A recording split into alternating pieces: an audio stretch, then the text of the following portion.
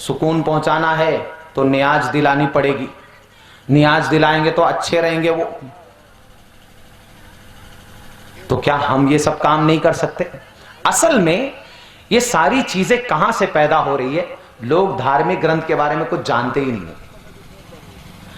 अगर इंसान खुद अपने हाथों से उठाकर पढ़े। एक भाई ने मुझसे सवाल किया, आपने भगवत गीता पढ़ी है? मैंने कहा हाँ भाई पढ़ी है। क्या सीखा?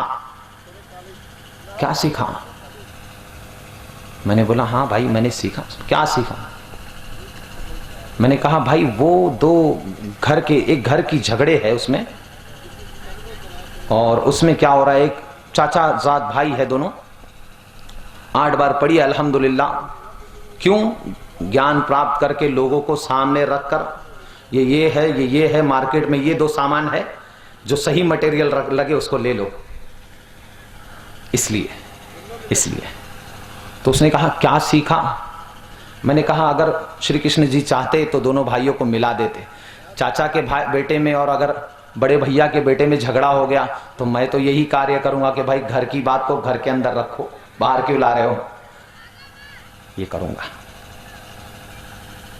दिव्य कुरान में अल्लाह अकबर अध्याय नंबर 23 में पालनहार ने कहा अगर आपस में 2 मनुष्य लड़ ले, 2 आस्थावान लड़ ले, फ़अस्लिहू बैनकुम, तो तुम लोग इस्लाह कर दो, आपस में मिला दो, उन दोनों को आपस में मिला दो। दिव्य कुरान में पालनहार ने अध्याय नंबर 23 में कहा कि आस्थावान का भाई है, जो आस्था रखता है ऊपर वाले में उसका भाई। दिव्य कुरान में पालनहार ने अध्याय नंबर 3 में कहा, पालनहार कहता है वला तफर्रकू, आपस में लड़कर अलग अलग टोलियों में मत बंटो। ऊपर वाले को आपस में लड़ना पसंद नहीं है, वो सबको मिलाना चाहता है, और लोग मिलने नहीं देना चाहते हैं। इसलिए कोई कुछ भी सिखाता है हम मान लेते हैं उसकी बात को, और ऊपर वाले के बारे में ज्ञान प्राप्त नहीं करते हैं। अगर ऊपर वाला हमको मिलाना नहीं चाहता तो आकाश से कभी भी किताबें नहीं आती। अगर ऊपर वाला हमको मिलाना नहीं चाहता तो कभी भी संदेशता नहीं आते थे। ऊपर वाला हमको मिलाना चाहता है, इसलिए ऊपर से किताबें आती रही, और अंतिम पुस्तक के आने के बाद, दिव्य कुरान के आने के बाद, हम सब लोगों का यह कर्तव्य बनता है कि एक बार दिव्य कुरान का पूरी तरह हम अध्ययन कर देखें कि उसमें क्या लिखा हुआ है। अगर हम ऐसा करेंगे तो हमारे लिए बहुत ही अच्छी बात होगी, क्योंकि दिव्य कुरान संपूर्ण मानव जाति के लिए पालनहार की ओर से अंतिम संदेश है। पालनहार ने दिव्य कुरान के अध्याय नंबर 14 के आखिरी श्लोक में कहा हाज़ा बलागुल लिन्नास, ये संपूर्ण मानव जाति के लिए मेरी ओर से सूचना पत्र है। दिव्य कुरान आज अब हमें पढ़ना पड़ेगा उसको।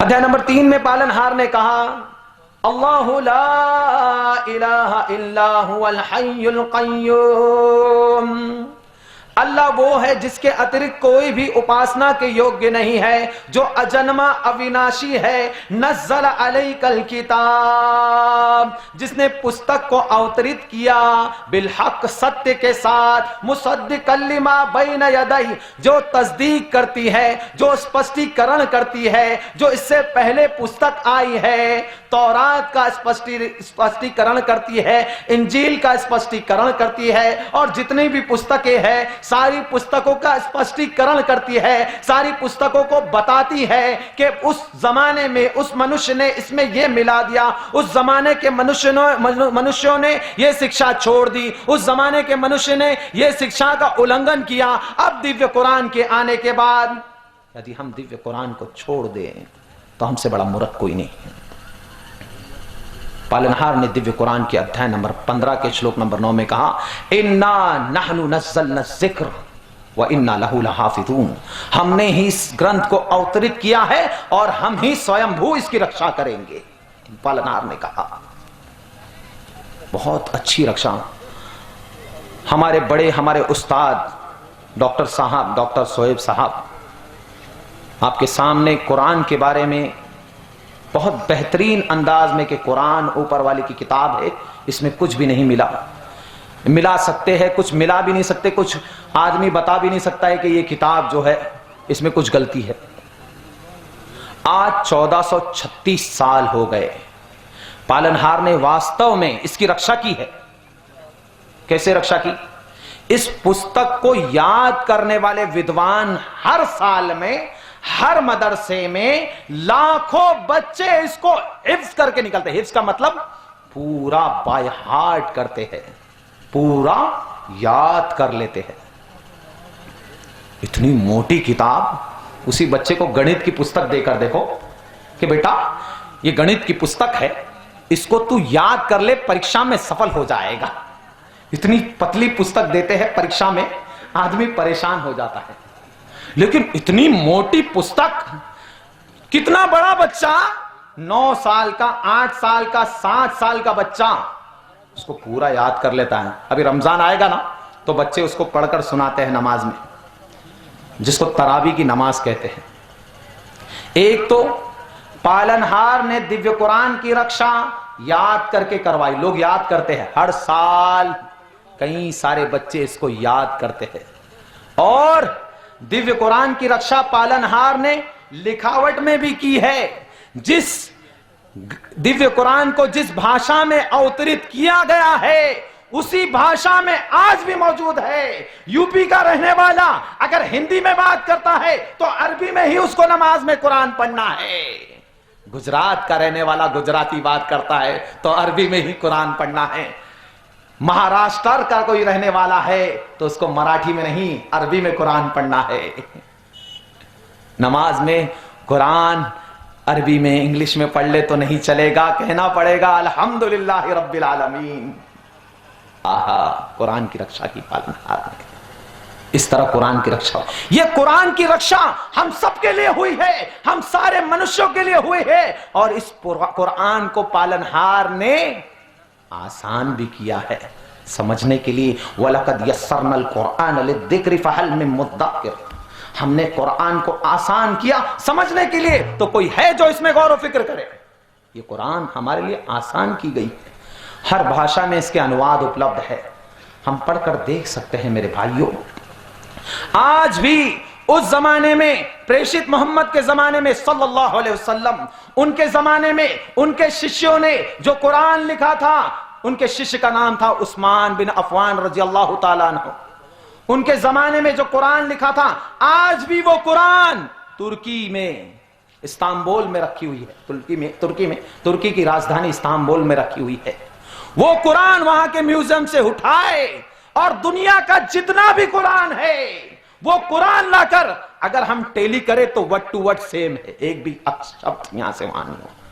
अगर इस पूरी दुनिया में, अल्लाह ना करे ऐसा हो, अल्लाह सारे मनुष्यों को मरने से पहले हिदायत दे, सत्य मार्ग की प्रेरणा दे, अगर इस पूरी दुनिया में आग लग जाए, सारे ग्रंथ जल जाए, कुछ मनुष्य बच जाए, कोई ग्रंथ नहीं बन सकता सिवाय कुरान के। क्यों?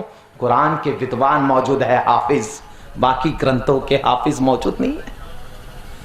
ये कुरान की रक्षा है, ये कुरान की रक्षा है। और ये कुरान पालनहार ने मानव जाति के लिए इसकी स्वयं भू रक्षा की है। इन्ना नहनु नज़्ज़लना ज़िक्र व इन्ना लहू लहाफिज़ून, हमने ही इस कुरान का अवतरण किया है, इसको अवतरित किया है, और हम स्वयं भू इसकी रक्षा करेंगे। वो रक्षा कर रहा है।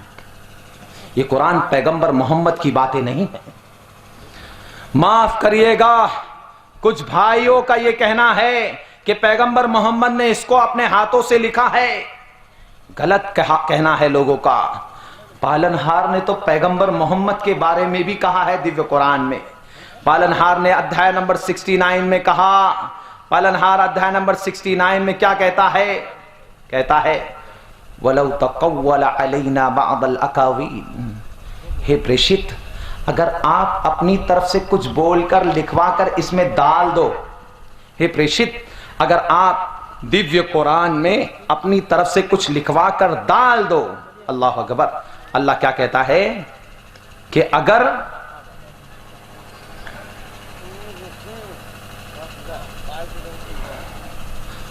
वलौ तक़व्वल अलैना बअदल अकावील लअख़ज़ना मिन्हु बिल यमीन, तो हम आपके सीधे हाथ को पकड़ लेंगे, हम आपके सीधे हाथ को पकड़ लेंगे। अल्लाह ने कहा, और क्या कहा,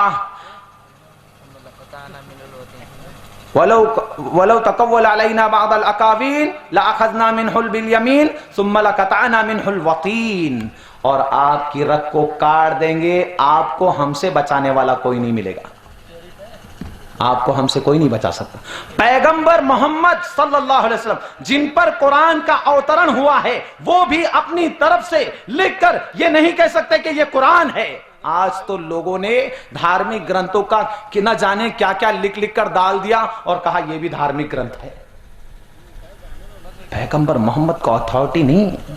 कुरान इतना शुद्ध है, इतना शुद्ध है कि कुरान जिन पर अवतरित हुआ है, उस आदमी को, उस इंसान को, पैगंबर मोहम्मद जो तमाम इंसानों में सर्वश्रेष्ठ इंसान है, उनको भी इस बात की आज्ञा नहीं है कि वो अपनी तरफ से लिखकर ऐड कर दे। ये कुरान की रक्षा है, ये कुरान संपूर्ण मानवता के लिए आई है। मेरे भाइयों, इस तरह हमें चाहिए कि हम, ऊपर वाला हमें जोड़ना चाहता है, इसलिए कुरान आया है। हम अलग अलग ना रहे। आखिरी बात रखकर बात खत्म कर देता हूं, बहुत लंबा वक्त हो गया है।